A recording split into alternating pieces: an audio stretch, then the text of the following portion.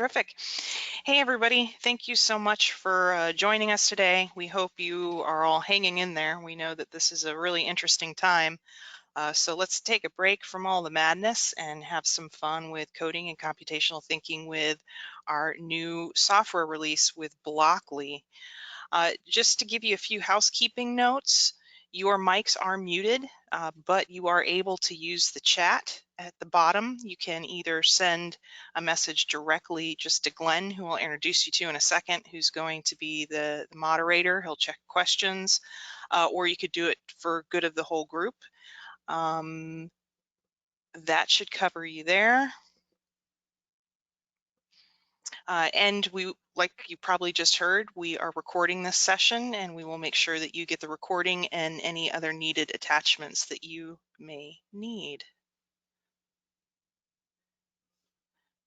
All right, is everybody okay with sound? It looks good. Again, if you have any issues with sound, please just let us know in the chat. Looks good so far. Terrific, thanks, Glenn. Well, again, welcome everybody. We are going to have Glenn here who's going to moderate for us. So Glenn, you want to say hi to everybody? Sure, welcome everyone. Thanks so much for joining us. Look forward to working with you this hour. As Heidi said, if you have questions for just the organizers, send them in the chat to the organizers and I'll respond to them or feed them to Heidi. And you're also welcome to chat with everybody. Some of you have already said hello from your respective locations in the chat window. You might want to find that chat window to make sure you can interact with us throughout.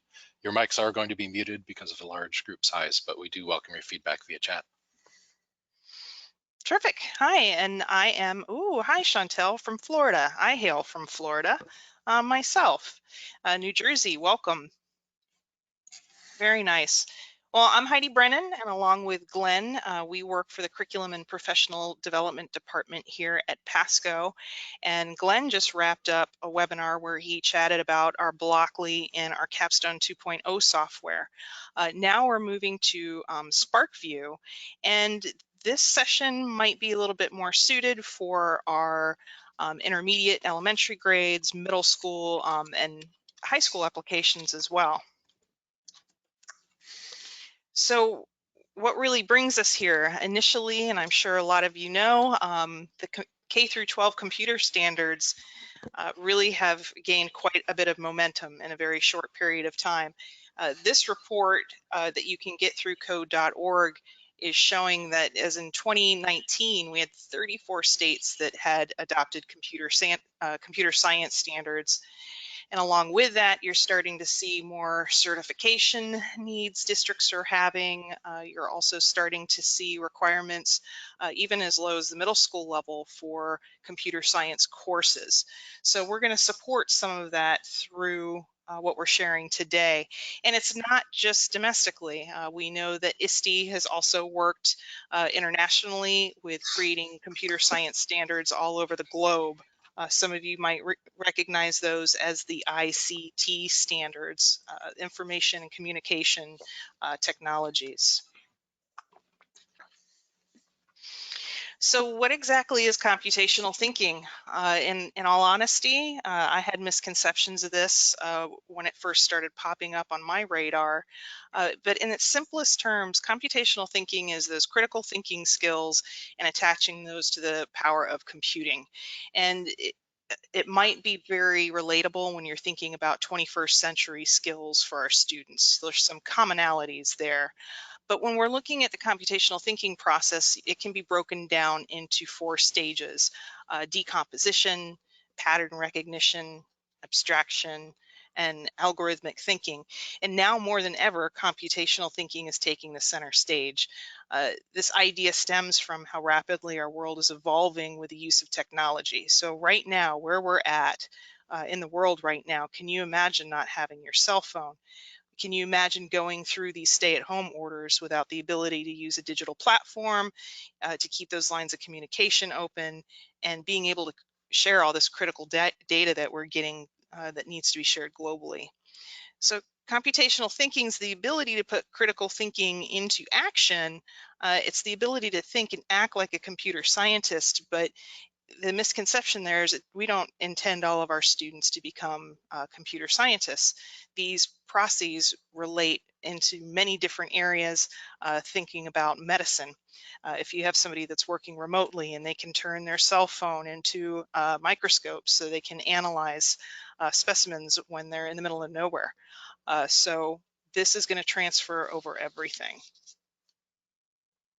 So when I was thinking about this, I like having hard examples for me to understand sometimes. And I was thinking about what our team here in Curriculum and Professional Development went through just a few weeks ago, what many of you went through, the call from leadership that we have to have a solution to a problem, a pretty big problem, and pretty quick. So when we look at decomposition, breaking down complex problems into smaller ones, I think about how our team had to tackle. How is PASCO going to take the resources they have and the knowledge they know of what teachers need and quickly come up with a platform to assist those teachers and districts? With pattern recognition, looking for similarities, we started comparing, regardless if you taught college physics or biology or chemistry, what are the commonalities that everybody has that can share across the board? Abstraction, filtering out what's most important. All right, so we need to know where they're at right now in their scope and sequence. What are those tough concepts that teachers would be covering between now and the end of the year? And then getting to that algorithmic thinking, that step-by-step process for solving the problem. Glenn actually really took the helm on this and created a web page for all of us to go in and put down what videos we wanted to create, what data we needed to pull, and it was a one-stop shop where everybody could see what everybody else was working on. And then in the end, we created the distance learning supports. So if you go to pasco.com, we do have right on the top, I'll share it again later, distance learning supports. And what that means for you is the team took core content that we know that you guys are focusing on right now. The teams created a distance learning lab. So they're sharing out how to set up an activity. Well, we know the students don't have the sensors in hand. So how do we solve that? We create the setup so the students can see it, reenact the activity, and then students are provided with the sample data that they can then analyze. So PASCO has created several of these videos for college physics, biology, chemistry. You can access those. You can also access the student versions of the documents, sample data, and then you even can go as far as getting extended free applications of our software to help support you through that and your students. So coming back to computational thinking, again, a lot of folks out there associate computational thinking with coding and also computer science with coding. And I speak from this from an administrative point. For several years, I worked for the Department of Education, and we would go into schools and these STEM sites, and they'd be very excited to show us what they were doing with STEM. And almost every single school we went into was either doing just maybe doing coding on a block schedule, or they had something related to like the Florida Lego League, things along those lines. These are terrific supports, but when we sit down and we ask, how does that foster science content achievement, it kind of gets muddied. So computational thinking isn't exactly coding. So computational thinking is derived from the process of computer scientists, and it's a way for them to communicate through algorithms. Coding alone is not computational thinking, but it really is a critical step in the process, and we'll dive more into that today. In computer science, yes, part of it is coding. Below, I have a snapshot from CSTA, which really was one of the corner works of folks that states went to when they built their computer science standards. And you can see on the left there, there's the concepts that are the focus, and then the practices that are built within the standards. So you do see a lot of computational process built into these standards. So again, computational thinking is those critical thinking skills and then being able to communicate that. And coding can be a vessel. Computer science isn't all about coding. They're going into systems, safety, data, and analysis. But yes, coding is an aspect of it. So I'd like to take a quick poll before we get into talking about our Blockly software, because we're here today to do some coding. So I'm going to open this up, and my question to you is, how comfortable are you personally with coding? Are you very comfortable with it? You could teach it? Kind of comfortable? A novice? A lot of very honest people today. I love it. Give it about 3 more seconds.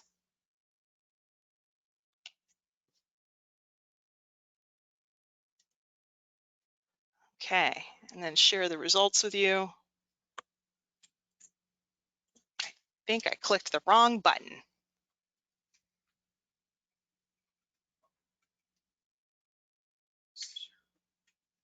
No, the share button's not there. Close. Terrific. Thanks, Glenn. All right, so there are results, and we've kind of got it across the board. We've got some pros on deck. We've got some folks that have dabbled, and then of course we have some novices. Terrific. Thank you so much.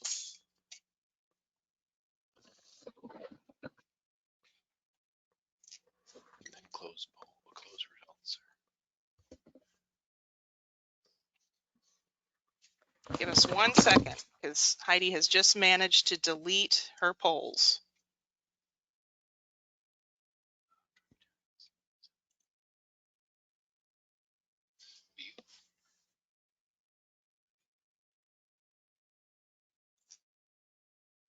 There we go.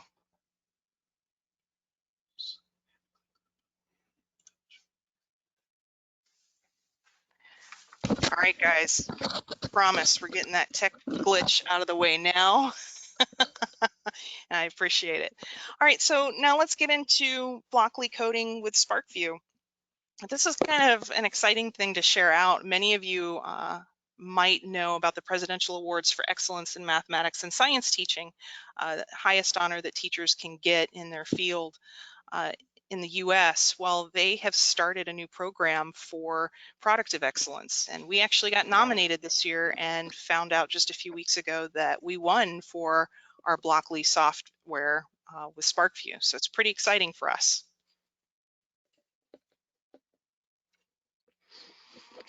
So when PASCo's thinking of coding, there's several different routes that you can take. And for me, my primary time was spent as a science teacher. So I ran the K-5 lab with the students, primarily was just in there to help reinforce those science concepts that the kids needed to be successful on at the end of the year, and then tying some really fun things in there as well.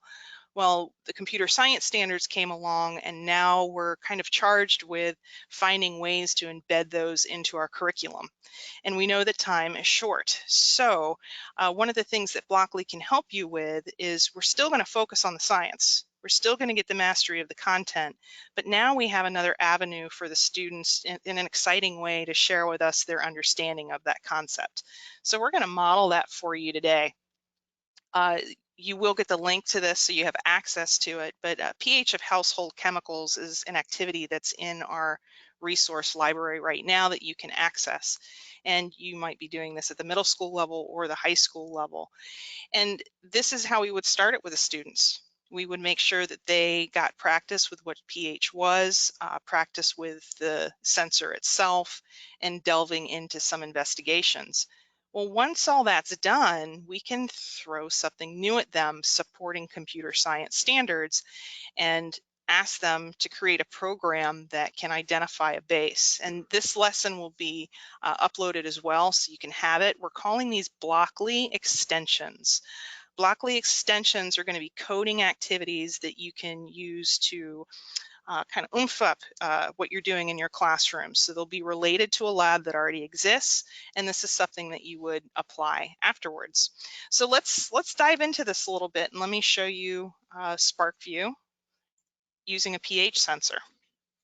All right, so I've gone into SPARKvue, and I'm going to go ahead and click on sensor data. And I can see I'm already connected to my pH sensor, and I am going to hit the digits display. All right, so when you want to create code, you go down to this coding icon down here on the bottom right, and it brings up the window. So Blockly has logic blocks, loops, math, text, lists, variables, functions, hardware, output, and time. We're not going to go in depth today in all of these blocks, but I do want to share with you a student experience. So let's see, I want to click on hardware. So what you see right now that's in bold is the sensor that's connected. And know that all of PASCO's sensors, whether it's the passport, whether it is the current wireless, they all work with Blockly. So I have connected my pH sensor, and I can pull that over. These exciting ones you'll be seeing shortly. This has to do with a product that we have rolling out soon. But let's work with pH right now. So I've charged the students to create a quick program that will identify a base. They've already done their pH of household chemicals where they discovered their acids versus bases. So now let's create a program that just lets me know when I have a base. It's just that initial code. No, in the lesson, the students are provided that initial code because one of the standards that you see replicated from 3rd grade up through high school is that students need to take and copy a set of code and then change it and make it their own. So we would provide it for them, but I felt it was important to kind of show you how these blocks are going to work. All right, so I'm going to pull out a logic block, my if and then statement, and then you notice these don't click. That's letting me know that I'm missing something. So I need to pull in a comparative block, and then I can pull my pH in. And then when I need to get numbers, I'm going to pull my math block in. So I've charged the students with creating a program that identifies a base. So I know a base is anything that is greater or equal to, for today, I'm just going to go to 7.01. All right. And then this is a part, the first time students do this, it might cause a little bit of hiccup, but once you do it once, you're fine.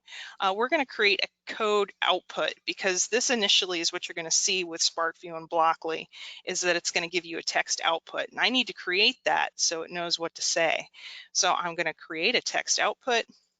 For day, I'm just going to call it acid and base. I'm going to pull that down. And I'm going to say when anything's over 7.01, it's going to identify as a base. Now, if I were to start this program right now, you see it starts and then it just initially stops. That's because it's working through very quickly and then it's stopping. I need to pull in a loop, so this will repeat multiple times. So I'm going to create that if true, while true, pardon me, and I have a pH greater than 7.01, it's going to identify a base. So let's see if that works. I have my pH sensor on and I'm sticking it in some soapy water. Now notice you're not seeing the text output. There's another step that you got to do. I'm going to go up here and I'm going to add a page. And don't worry, these directions are in the activities that we've written up until folks get comfortable. So I want to still see my pH. But now remember when we made those text output boxes, I need to select that under user entered. So you see that I've got it created right here for me. So I'm going to start the program again. Yep, I'm in soapy water, but if I'm getting sneaky and I want to stick it into my tomato juice, it's still reading as a base. So I'm going to pull the code up and I'm going to give you guys a chance to tell me why you think that's happening. So what do I need to do or add to this code? Excellent. I need to have an else. So I need to give it, if it's not over 7.01, what should it be? So I'm going to add that else statement. You have to click on the gear again for that to go away. And if you right click on your blocks, you can quickly duplicate them. So now I'm going to say, I don't want it to say anything because my direction to my students was just to create something that would identify a base. So let's see if that code's right.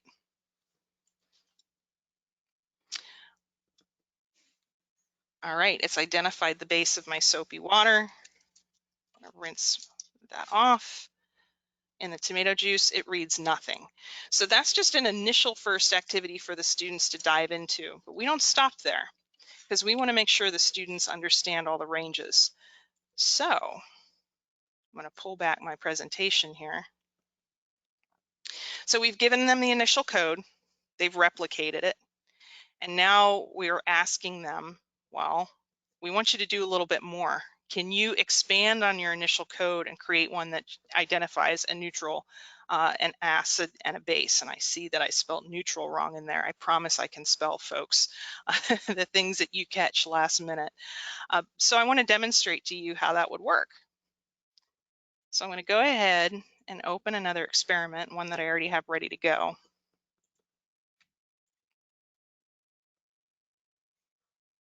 And go to my code. This was the one we just did together.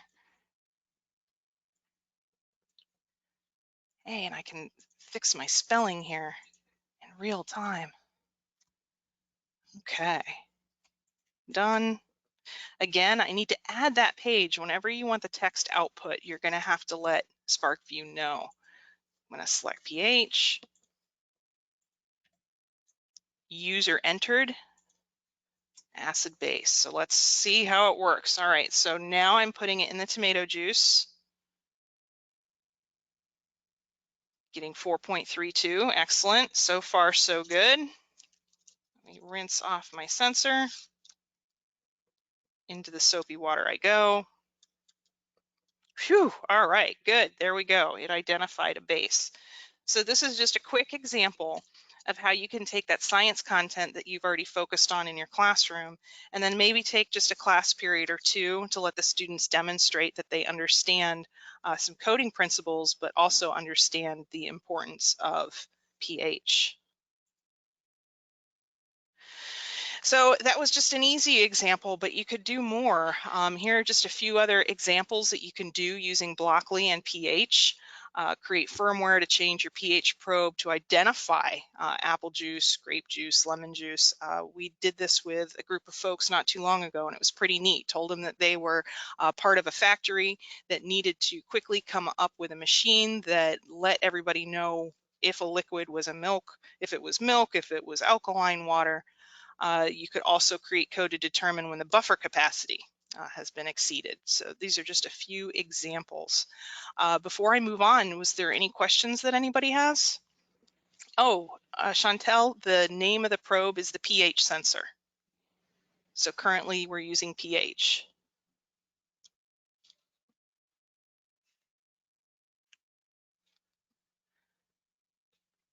All right, fair enough. I know we covered a lot of information in a very quick period of time, but don't worry, there's more.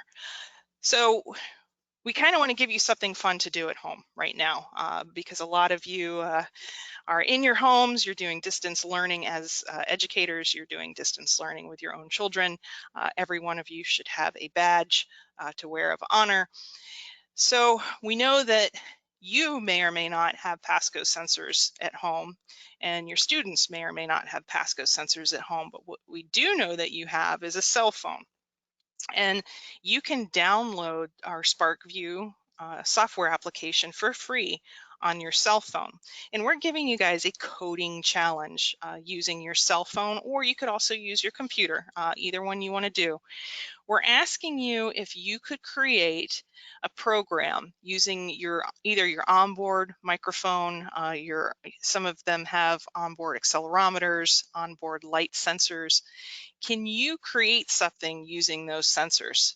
And one of the examples we give is using the sound sensor on your cell phone. Can you identify the folks in your home based on the sound level of their voice? And one of the suggestions here, just so you know, and I'll pull up a screenshot. This was from my phone last night. This is what comes up when I open SPARKvue on my phone. I disengaged sound intensity and clicked sound level so I could measure in decibels. It's a little bit different right now, the view that you're seeing on your phone. You may have the gear instead of the code block in the bottom right hand. My phone may not have updated with our new software release, but I wanted to show you this just in case. If you don't see the code button, you click this tools icon and then you just click code, and that's where you can start. So again, we're opening this challenge to you because we are going to award one person that submits a program, a working program to us. We're going to award one person with a code node sensor. It's something that I'm about to show to you right now. Again, you're going to want to submit to Heidi Brennan at pasco.com by May 1st, and then we'll notify the winner by May 8th. One of the documents that you're receiving is a coding challenge contest official rules. It'll give you the breakdown. It's just a reminder of the dates that it's due and gives you a few options on where you can send it or if you have any questions. So we're kind of excited to see what you can do to model that your students could today be using Blockly software on their phones, on their computers, and the onboard sensors, and already start doing some fun activities. Let's see, there's a question about when can you purchase the code node? Great question. You can order them today. They don't ship right away. Just like everybody else, we have a lot going on here at Pasco as well, but things are still moving ahead. So those will be going out for delivery in the next couple months. You can order now, they're just not shipped right away. Dr. Keener, thank you very much. Shipping on May 1st. I appreciate that update. All right, does anybody have any other questions on the coding challenge before I move on? Okay, excellent. Don't worry, if you come up with something later, feel free to put in the chat box. All right, so I'm going to take this time to introduce our latest product. I can't even begin to tell you how excited I am about this. It is the code node. So we have created something that can solve a lot of challenges in classrooms for folks that are wanting to bring in coding. And I'm going to skip to this real quick and then I'll go back to give you a little bit more information. But again, I mentioned how I was a K-5 science teacher for a few years. I was the STEM lab teacher. I've supported middle school curriculum at the district level and state level. And folks love these kits that you can see on the left. The problem for me was I was in a school that had over 1,100 students. I saw some of them every other day. I saw some of the students on a rotation of 7 days. And when you have back-to-back, it's really tough to pull these types of kits out, not just because of all the pieces, but the classroom management alone, keeping track of all of that, making sure everything's getting back into the box was a bit of a nightmare. Now listen, I know that's perfect for some folks, that works in some classrooms, but the code node is all in one little package. So I am going to shift so you can see this using my dot cam.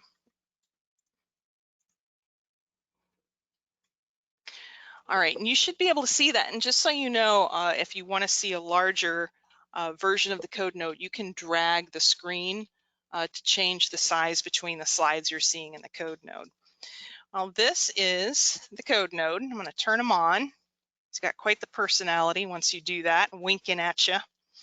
And this is what it entails. So when we're looking at the code node, we have several inputs. We have a light sensor. We have an ambient temperature sensor. We can pull in sound.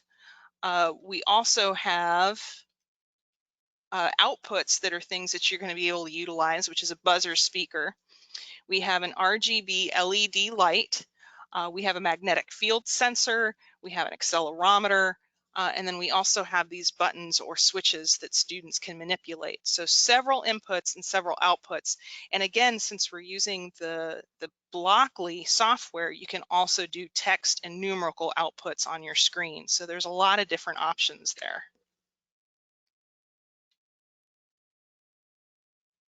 Okay, and again, you're going to get the support of easy data visualization.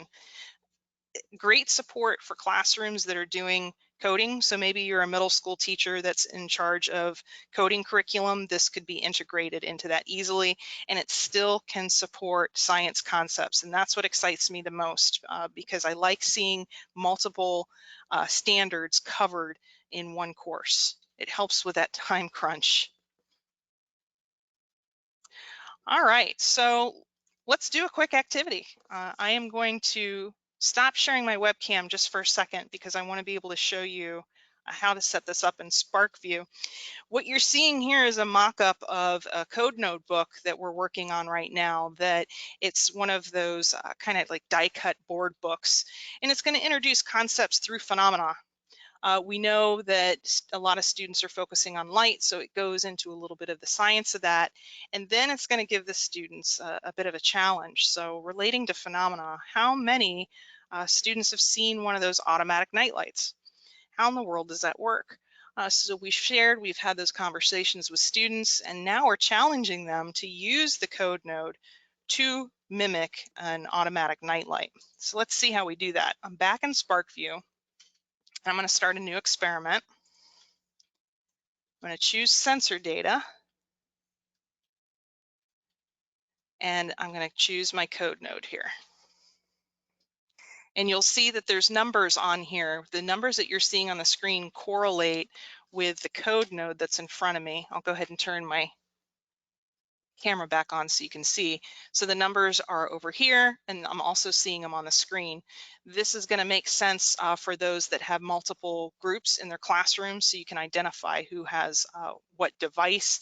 And you're also going to see the importance of that soon when I start using other sensors with code node, because we can do that. Okay, I'm going to move this for me. Good, it's not altering it for you. I'm going to turn off that pH sensor. I'm not going to need it. So, Hey, Heidi? oh yeah, please step in. I know you're doing a different lab now, but you just turned off the pH sensor. There was a question in the chat about how you would turn on an onboard sensor if you're using SPARKvue in your phone. Could you just show how you turn on the microphone if that were a sensor of interest on the bottom of your list right now? Just like you showed off, you turned off Oh pH. yeah, absolutely, absolutely. Thank you. So down here where you see onboard microphone is what Glenn's talking about. So I'm going to click that on. And again, if I was doing something with my family at home where I wanted to identify who was who by the sound level of their voice, I'm going to want to choose sound level, so I have decibels. And then I unclick sound intensity. Great. Thanks, Heidi. That was a Oh, question from you're the chat. very welcome.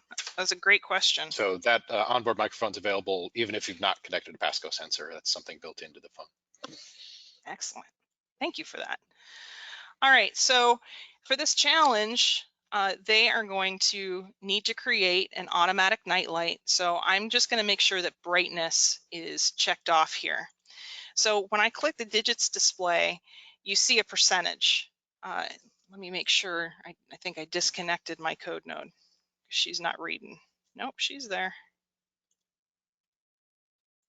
Perfect. All right, so if I start that, you can see the light percentage that's being demonstrated in the room right now. This goes from 0 to 100%. It's not measuring in lux. That's not the intention of the code node. We wanted to give you an apparatus that was affordable for a way to reinforce science concepts, but really dive into coding. All right, so it's important that I'm checking this first. I'm seeing that the light level in this room is about 11%. We know that's going to vary from classroom to classroom. We'll come back to that in a second. So in the activities that students do, it has them make sure to take some measurements before they build their code. All right, so I'm going to stop that, and I'm going to click my code button. Guys, this is a really easy program, and it's a lot of fun. So I'm going to pull in my loop because I learned when I did my pH, if I don't have that in there, it's just going to run through once and then stop. And while true, I'm going to click my hardware. Remember how all of these were grayed out? Well, now that I have my code node on, they're all live. So you can see that I can check brightness, and actually I'm going to need that. And something I want to share with you, if you click on this arrow here, it shows you all of the different sensors that you can engage. For this one, I'm choosing brightness because I want the light sensor. Okay, I need my if and then statement. I know I need my comparative block. There's my math statement. Now when I pull this, it lets me put digits in. So remember when we shared the brightness before? I want my night light to come on whenever it gets, let's see, less than or equal to, just for today, let's say 5% light intensity. And what do I want it to do? Well, I want it to work like a night light. So if it gets below 5%, it's going to turn on my RGB lights. That's red, green, blue. I also know that I learned before that I have to have an else statement. Otherwise, my light's just going to stay on. Again, I can right click, create that block again, and now I'm just going to move these to 0 for no intensity. All right, so let's give it a try. Okay. So I'm going to start my program, and if I've done it correctly, again, I didn't create a text output, so I really don't need that on the SPARKvue screen. My focus is going to be on the code node here. So I'm going to start the program, and you see that the light's off, but when I cover the light sensor, the RGB light comes on.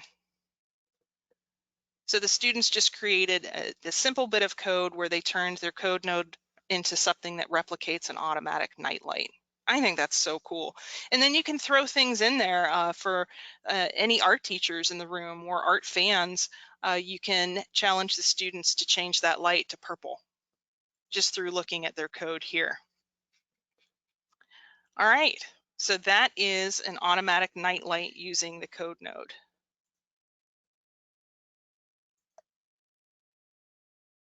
Okay, so the code node also works with all of our sensors. Guys, this is great. So we know Blockly already works with all of our Passport, all of our wireless sensors, and the even older versions of sensors. Everything we have, Blockly will work with. Well, our sensors also work with code node. And again, I want to give my students a challenge. Glenn, in his webinar today, showed he created a program with the code node because his son's in middle school right now and keeps touching his face. So he wanted to give him something fun to keep him from touching his face. So they programmed the code node using the accelerometer whenever they had it strapped to his wrist. Whenever his wrist went up towards his face, it made a beep. So we're going to shift it a little bit using the temperature sensor. We know that a part of our everyday life now has become taking your temperature before you leave the house. And for us, it's considered a fever at 100.4 degrees Fahrenheit or 38 degrees Celsius. So let's create a digital thermometer using our Blockly software, our temperature sensor, and our code node. So I'm going to go back to my code here, and I'm going to go ahead and start a new experiment.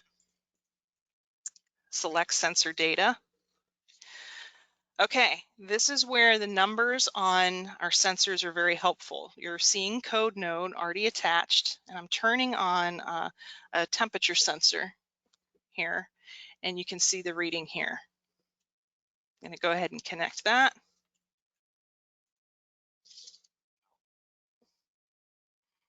So why is it important to understand which is which? If you look at the screen right now, you see the code node temperature, light, sound sensor configuration. We don't want to use the ambient temperature sensor on the code node for this activity. We're going to use the wireless temperature sensor. So I can see which one I have connected, and then I can also verify that via the numbers. And I'm going to go ahead and hit the digits display to start. All right, so this is what I want to do. Let's have some fun with this. So I know I need my loop, so it keeps going while it's true. I know that I need to have my if and then statements in there. I'm just going to go ahead and drag my else. Again, don't forget to click that gear. I need my comparative block. Again, guys, I know I'm moving really quick, but you're going to get this link to the video so you can watch it at your own pace later. And we'll have more things coming out for support. So hardware, all right. if you're looking at it right now, it says brightness. We don't want that. We want the temperature sensor. So I see it all the way down at the bottom here. I can look at the numbers on my sensor to verify that. I know that I will have a fever if the temperature exceeds 38 degrees Celsius. So what do I want it to do? Let's see what other things we can have this do. I would like the RGB light to come on and be red to indicate fever. But if I don't have a fever, it's not going to do anything. Let's see something else really neat. Let's show you the code output again. So I'm just going to put temp in here so I can locate it easily. And if I have a fever, I want my text output to say, stay home. Oop.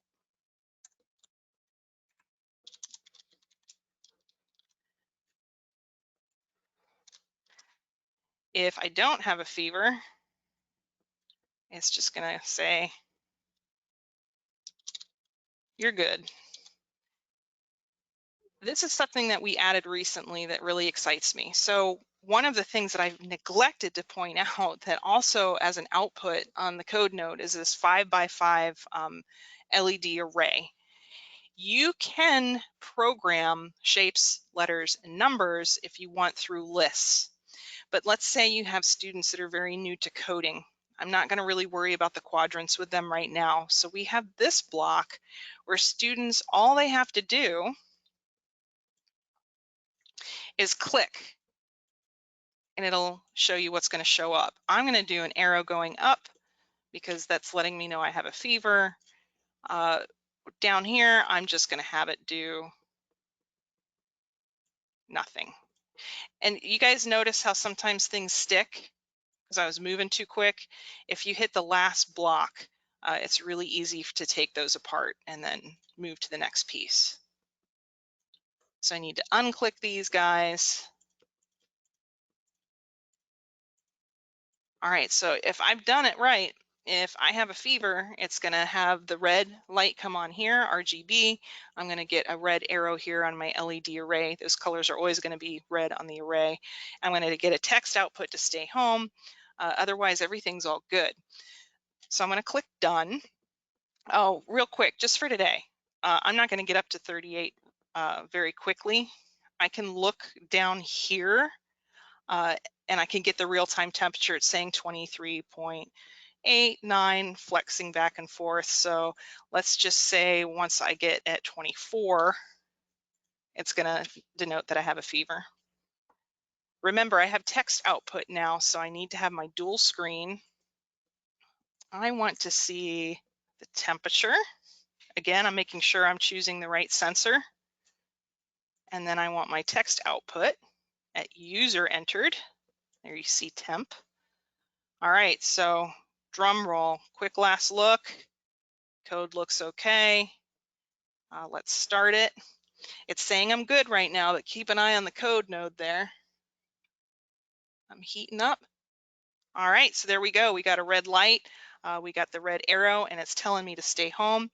I will definitely know my code's correct with no bugs if I cool it back off and it gets behind there. It should tell me that I'm good again. And you could have done tons of different things with that. You could have added an alarm, all sorts of things, just like a digital thermometer would do. But I love these activities because you can give the students a phenomena, something that they're related to right now, and then they can use the code node, they can use sensors right out the gate to create really neat models.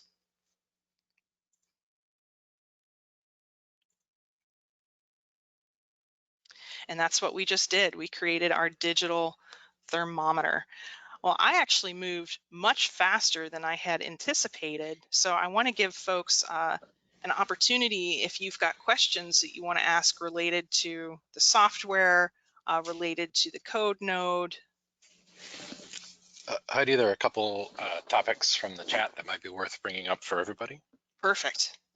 So Bruce has SPARKvue running on his iPad, and the current public release of SPARKvue is 4.3. And Bruce noticed that what Heidi was doing to access code was not available in 4.3. So it might be worth our mentioning that Heidi's using a almost released version of SPARKvue called 4.4. It'll be out imminently, but maybe we should show them how to access the same coding feature from SPARKvue version 4.3. So if you were to hit done right now, Heidi, if you notice below "You're good" in the lower right of Heidi's screen, there is a code button. It looks like a little block. Now, if you're using 4.3 and your file does not yet include any code, you will not see that code block. That code block is always going to be visible in 4.4 going forward, but in 4.3, we chose on the first release to hide it unless there is code. So Heidi's now hovering over the Experiment Tools button, which looks like a wrench and screwdriver. And if you're in 4.3 and we're hit that Experiment Tools button, you can do it now, Heidi. You will see a list that includes one more item in 4.3, and that last item, or one of the items in there that we can't show you from Heidi's, accesses the code. Once there is code, you can access it from that button or from the newly created code button. But that's how you can get to that code feature for the first time in 4.3, which is the current public release. Perfect. Yes, thanks for bringing that up, Bruce. That's actually what I was still seeing on my cell phone because I didn't have the updated version.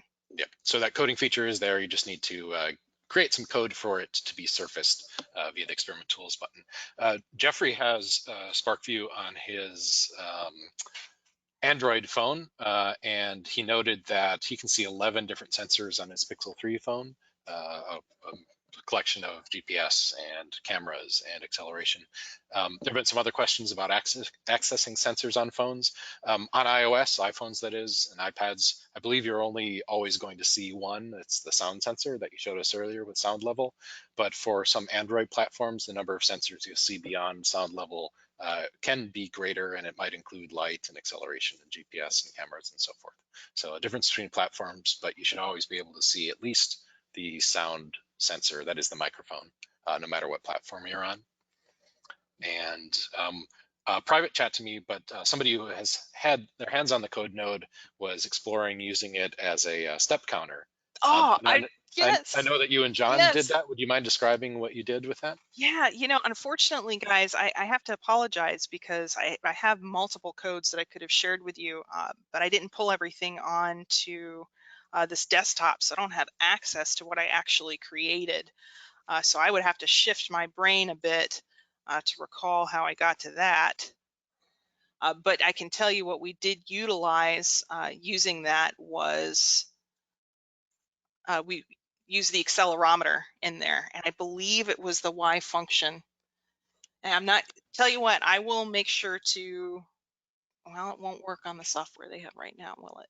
No, but we might make a folder in the shared files that says when 4.4 is released. Yeah, that's a great idea. We'll do that. We've actually been chatting about that, and we thought about that with all the submissions that everybody's going to put in. There's got to be somewhere on our website that we can house those so folks have access to them. Why that matters to me, and honestly, the night light's a really good example. We've had a handful of folks here that have been, using Blockly, using CodeNode, coming up with activities, and it's amazing when everybody puts their heads together what you can come up with. It also helps people that aren't coding geniuses. You don't need to be, you really don't. And in fact, I know this can kind of be a scary concept for a classroom teacher because you're thinking, oh, now I need to take the time to learn how to code. Not really. If you just get the basics in, the students are going to take it and run with it. So yes, we will definitely work on something so you can access those codes. We've tried and succeeded in turning this code node into a random dice. So they learn about randomization. You shake it, you put it down, and then it'll show a number that you would see cast on a die. We have magnetic polarity, which is another activity you'll see in the code node book where students can hold a magnet up to the magnetic field sensor and it'll denote whether it's a north or south pole in polarity. We have examples of the clap on, clap off that folks have seen. It's really endless what this little device can do. We're learning stuff about it every single day. To follow up on your comment about not having to know everything while still introducing it to your students, this is something that I learned from my middle school son about.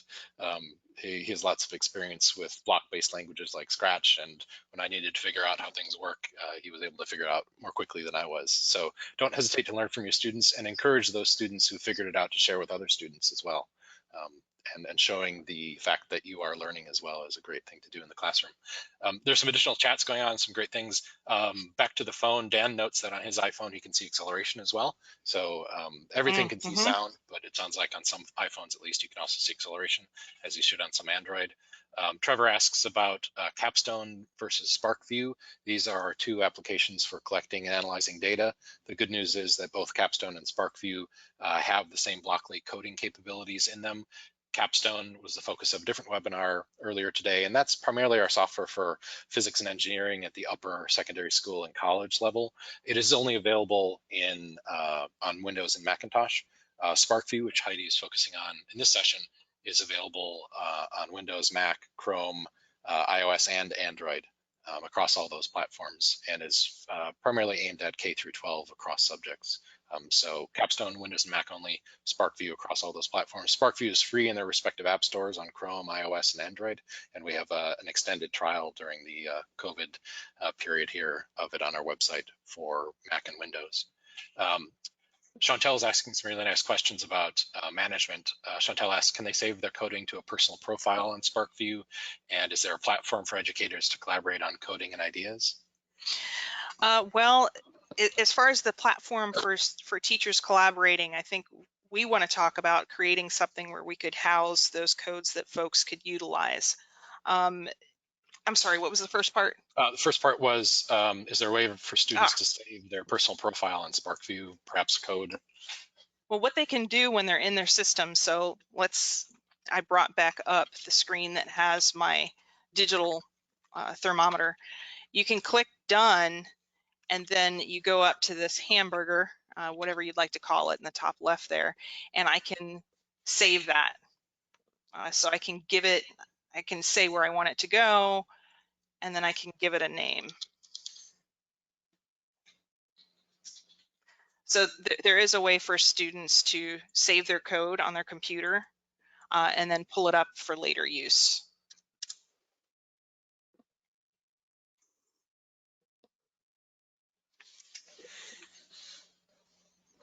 Yep, Save it to the Google Drive. Yep, Chantal likes that option. Yep.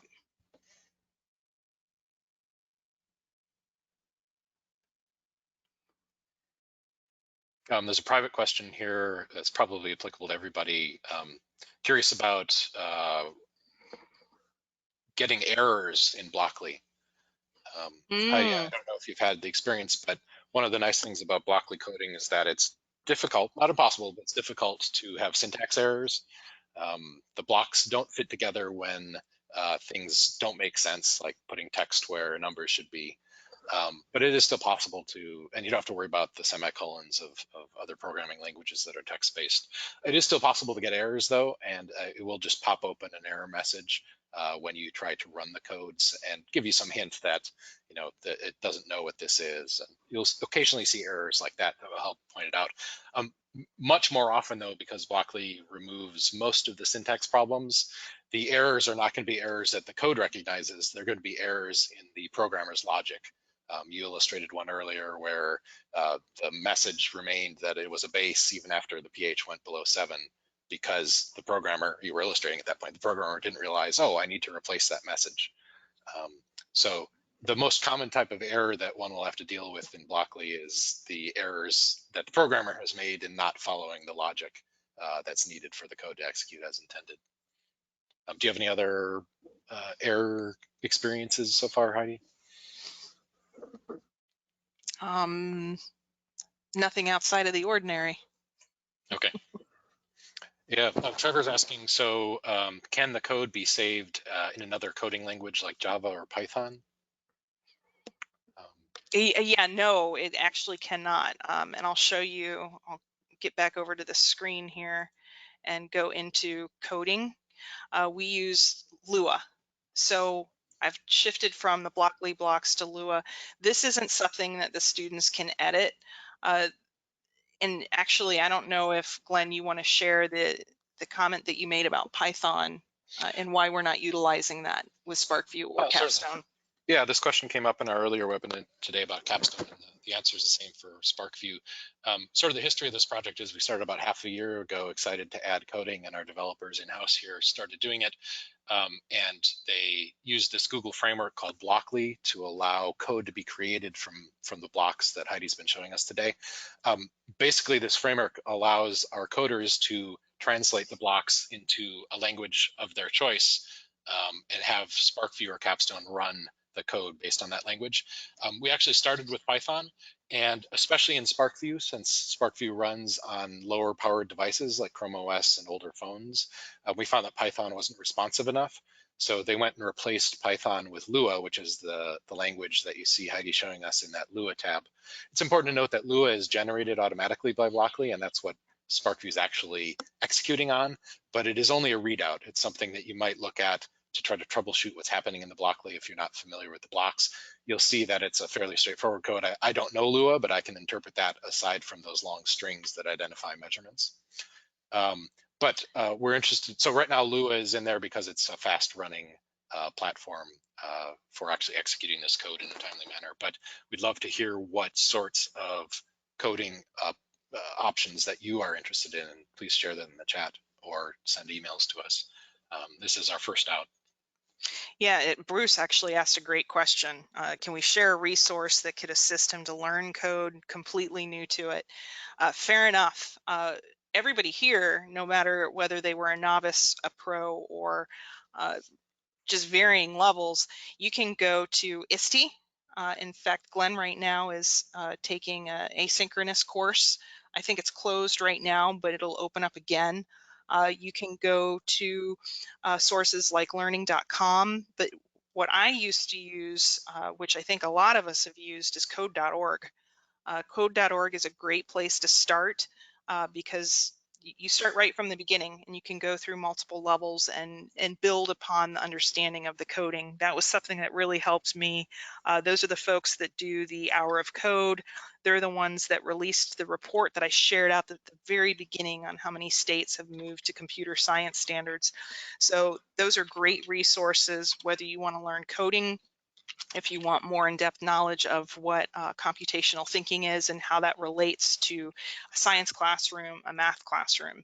So yes, I would suggest going to code.org, free resource if you want to get some initial learning about coding. Let's see.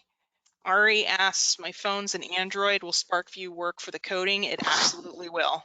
That's what I have myself. It's just drag and drop. So you certainly can do the coding from your phone.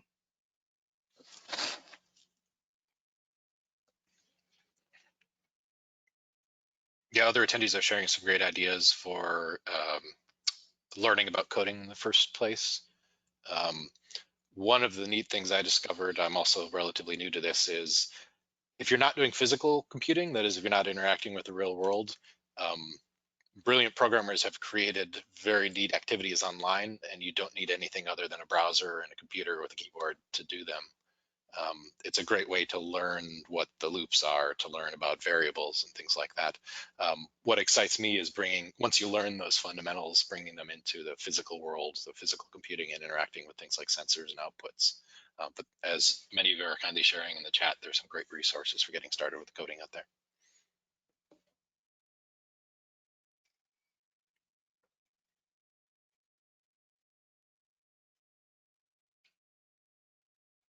Excellent.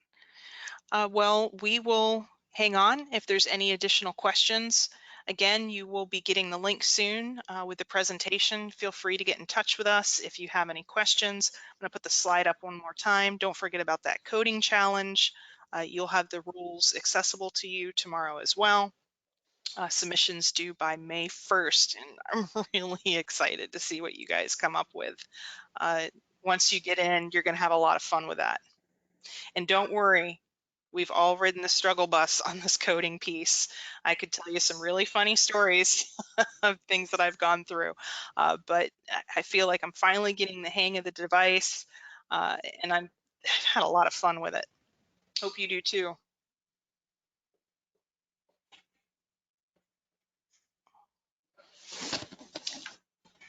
right, thanks for joining us. We'll stick around for further questions, and we'll stop the recording now, but if you have further questions, please send them to us in chat.